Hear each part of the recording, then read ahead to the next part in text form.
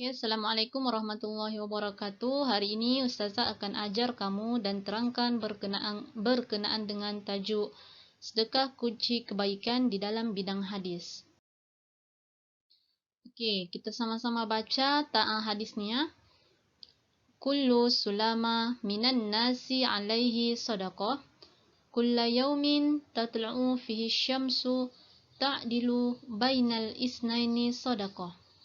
وتعين الرجل في دابته فتحمله عليها أو ترفعه له عليها متاعه صدقة والكلمة الطيبة صدقة وكل خطوة تمشيها إلى الصلاة صدقة وتميت الأذى عن الطريق صدقة.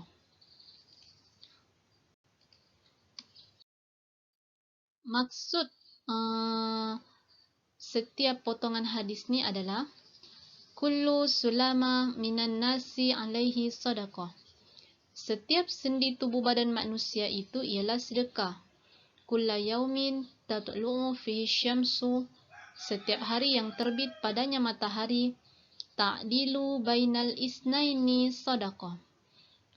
Kamu berlaku adil kepada dua orang bergaduh, itulah sedekah. وَتُعِينُ الرَّجُلَ فِي دَابَّتِهِ فَتَحْمِلُهُ عَلَيْهَا. Dan kamu membantu seseorang menaiki tunggangannya. أَوْ تَرْفَعُ لَهُ عَلَيْهَا مَتَاعَهُ صَدَقَةً. Atau kamu mengangkat barang atas tunggangannya, itulah sedekah. وَالْكَلِمَةُ الطَّيِّبَةُ صَدَقَةً. Dan perkataan yang baik itu ialah sedekah. وَكُلُّ خُطْوَةٍ تَمْشِيهَا إِلَى الصَّلَاةِ صَدَقَةً. Dan setiap langkah kamu berjalan untuk menunaikan salat, itulah sedekah. Watumitul adza anit tariqi sadaqah. Dan kamu mengalihkan sesuatu yang berbahaya, itulah sedekah. Dalam hadis ini diterangkan bahawa sedekah merupakan kunci kepada kebaikan. Jadi apa maksud sedekah sebenarnya? Okey, menurut bahasa sedekah itu bermaksud pemberian. Manakala menurut istilah, sedekah itu adalah suatu pemberian yang bertujuan untuk dekatkan diri kepada Allah. Pada pikiran kita, pemberian ni dia bukan hanya sekadar wang sahaja, tetapi sedekah ni dia banyak bentuk. Dan setiap tubuh badan kita ni, setiap sendi yang ada dalam tubuh badan kita ini, dia boleh bersedekah.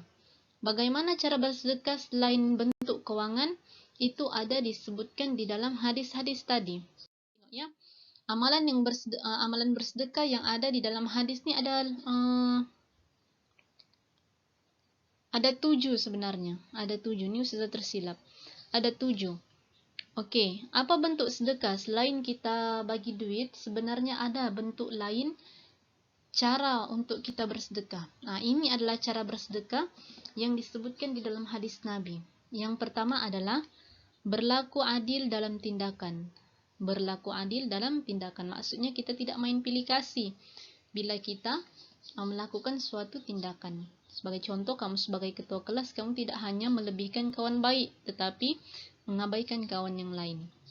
Kemudian yang kedua, sedekah yang kedua adalah mendamaikan orang yang bergaduh. Kalau ada orang bergaduh dan kamu menjadi orang tengah yang mendamaikan, itu adalah satu bentuk sedekah. Kemudian yang ketiga adalah membantu orang menaiki kenderaan.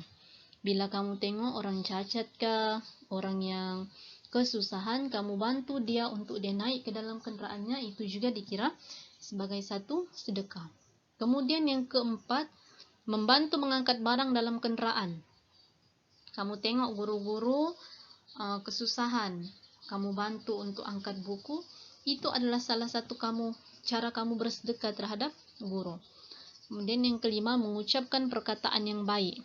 Ini mengucapkan perkataan yang baik ini adalah contohnya kita bagi salam, mengucapkan kata-kata yang baik, memberikan nasihat, itu adalah salah satu bentuk sedekah. Kemudian yang ketujuh, berjalan untuk menunaikan solat. Berjalan untuk menunaikan solat. Ini biasanya kepada lelaki lah, sebab lelaki ni dia biasa sembahyang di masjid kan. Jadi setiap salah satu langkahnya itu Allah kira sebagai bentuk sedekah.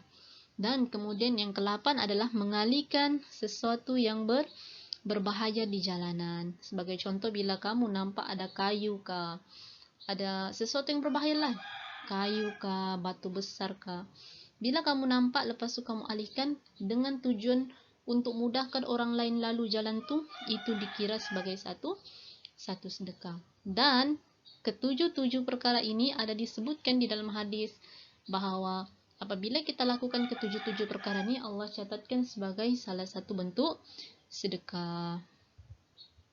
Okey, itu untuk tugasan seterusnya. Ustazah mahu kamu tengok lakaran ni. Kamu berada dalam satu situasi yang mana berjalan kaki untuk ke masjid. Dalam perjalanan tu, kamu menemukan pelbagai situasi. Fikirkan amalan yang sesuai dengan situasi tersebut dan apa yang perlu kamu buat. Sebagai contoh, situasi yang pertama, apa yang kamu perlu buat berdasarkan hadis yang tadi kita pelajari. Buat dalam bentuk peta minda, gambarkan dan hantar di dalam Telegram. Okey, sekadar itu sahaja. Assalamualaikum warahmatullahi wabarakatuh.